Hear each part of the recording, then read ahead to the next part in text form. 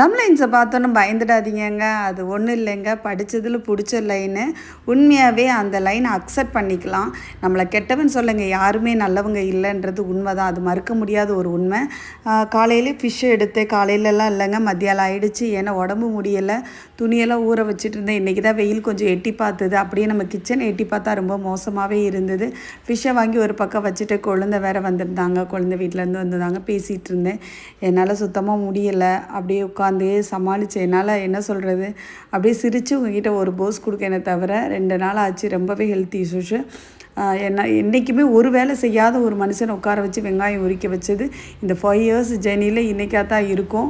என்றைக்குமே அப்படிலாம் செய்யவும் மாட்டார், செய்யவும் விட மாட்டேன் நான். ஃபஸ்ட் ஆஃப் ஆல் ஒரு ஆம்பளையாகவே இருக்கணும்னு சொல்லி நான், ஏன்னா நம்ம வீட்டில் சும்மா இருக்கப்போ வேலைக்கு போகிற பெண்களுக்கு ஒரு ஆண் வேலை செய்கிறாங்கன்னா வேறு அப்படி இப்படின்னு துணியை துவைச்சி போட்டு முடிச்சிட்டேங்க.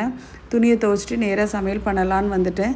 ஃபிஷ்ஷை நல்லா கழுவி எடுத்துக்கலான்னு சொல்லிவிட்டு ஃபிஷ்ஷை கழுவினேன். எப்போவுமே பாறை மீன் தான் எடுப்பேன் ரெகுலராக. ஸோ இன்றைக்கி ஒரு டிஃப்ரெண்ட் இல்லை.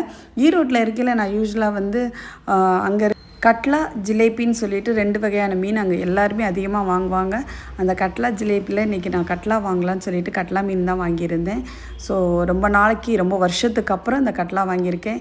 ரொம்ப நாளாகவே நான் கண்டினியூவாக வாங்கிட்டு இருக்கிறது மத்தி மீனும் பாறை மீன் தான். அந்த 2 மீனும் டேஸ்ட்டுக்கு அடிச்சுக்க வேறு மீனே இல்லைன்ற மாதிரி என் நாக்கு அப்படி பேசிகிட்டு இருந்தது. ஸோ நம்ம வடகம் போட்டு தாளிக்கிறது பழக்கம். இது என்னடா கருப்பாக போடுறேன்னு நினைக்காதீங்க, வடகம், தாளிப்பு வடகம். மீன் குழம்புக்கு ஸ்பெஷலாக இந்த வடகம் போட்டு தாளித்தா ரொம்பவே நல்லாயிருக்கும். நம்ம சமையல் ரெசிபிலாம் எதுவும் சொல்ல வரலைங்க. இங்கே டெய்லி நம்மளோட விலாக் தான் போடுறோம். நம்ம எப்படி என்ன பண்ணிக்கிட்டு இருக்கோம் டெய்லின்றது தான் உங்களுக்கு நான் போட்டிருக்கேன். இது என்னடான்னு பார்த்தீங்கன்னா, மீன் வறுவலுக்கு எங்கள் வீட்டு எய்த்தாப்பில் ஒரு அக்கா இருக்காங்க. அவங்க எப்போவுமே நல்ல மோட்டிவேஷனாகவே என்கிட்ட பேசுவாங்க. எனக்கு ரொம்ப பிடிக்கும். மனசில் உள்ளதை மனசில் இருக்கிற மாதிரி சொல்கிறது பெரிய விஷயம். அது ஒரு சில லேடிஸ் மட்டும்தான் பண்ணுவாங்க. அதில் இவங்க ஸ்பெஷல். அப்படியே நான் செஞ்சுட்டு இருக்கும்போது எங்கள் மாமியார் எல்லாம் வந்துட்டாங்க. அவங்களாம் உட்காந்து பேசிவிட்டு அவங்களாம் அனுப்பிச்சி விட்டுட்டு என் ஹஸ்பண்ட் உள்ளே வந்தார். நான் மீனை வறுத்து நாங்கள் சாப்பிடும்போது டைம் என்னன்னு கேட்டிங்கன்னா நீங்கள் மிரண்டுருவீங்க. 4 மணிங்க. அது வரைக்குமே எங்கள் வீட்டில் எல்லாருமே வந்துக்கிட்டே இருந்தாங்க. டைம் சரியாக போச்சு பேசிட்டு. அப்படியே எங்களுக்கு ஓட்டிட்ட டைமெல்லாம்.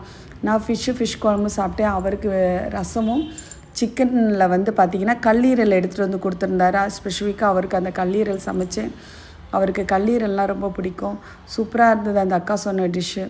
அந்த மீன் வறுவல் ரொம்பவே பிடிச்சது, ரொம்ப நல்லா இருந்தது. ஸோ அந்த அக்கா கிட்டே இதை சொல்லணும், தேங்க்ஸ் ஃபார் ஒரு அட்வைஸ்க்கான்னு சொல்லிட்டு ஒரு நியூ டிப்ஸு கொடுத்துருந்தாங்க.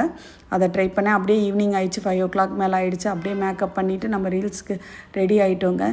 இதுக்கு இடையில பார்த்திங்கன்னா இந்த ரீல்ஸ் எடுக்கிறதுக்கு என் பாடி உள்ள கண்டிஷன் வேறு லெவலில் மோசமாக இருக்குது. நேராக ஹாஸ்பிட்டல், இதை முடித்த உடனே நேராக ஹாஸ்பிட்டலுக்கு வந்துட்டேன்.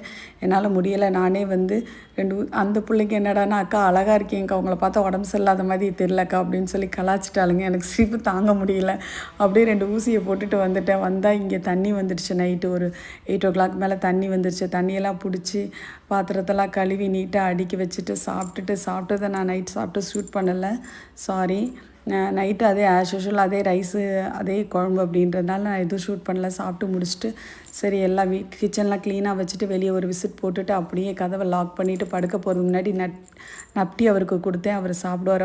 அவரோட ஃபேவரெட்டு அது இந்த பிங்க் கலர் சூப்பராக பிடிக்கும். என்னோடய வீடியோவை தொடர்ந்து வாட்ச் பண்ணுறவங்க எல்லாருக்கும் ஒரு பெரிய பெரிய பெரிய தேங்க்ஸை சொல்லிவிட்டு குட் நைட் சொல்கிறேன்.